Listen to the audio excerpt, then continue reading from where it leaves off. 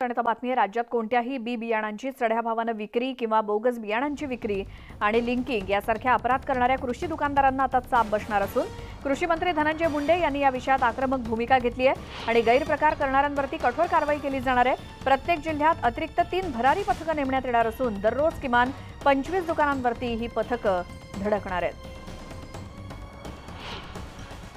प्रत्येक ठिकाणी जिल्ह्यात 3 भरारी पथके सुद्धा नेमण्यात आलेले आहेत।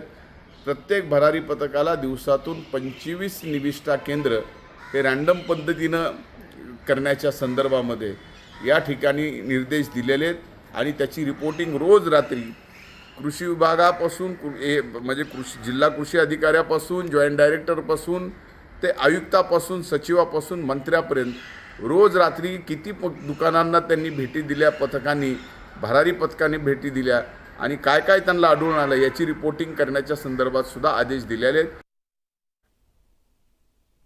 सध्या पावसाचा जोर कमी झालाय आणि मुंबई शहर आणि उपनगरासोबतच ठाणे जिल्ह्यात पुढचे 5 दिवस पाऊस गायब असणार आहे। या अवधीत तापमानात 34 अंशांपर्यंत वाढ होण्याची शक्यता आहे। मुंबई आणि ठाण्यात 21 जून नंतरच आता मुसळधार पाऊस होईल असा अंदाज हवामान खात्याने वर्तवलाय। अधूनमधून हलक्या स्वरूपाचा पाऊस पडू शकतो आणि 5 दिवसांनंतर हळूहळू नैऋत्य वारे सक्रिय होतील आणि पावसाचा जोर वाढेल असा अंदाज आहे।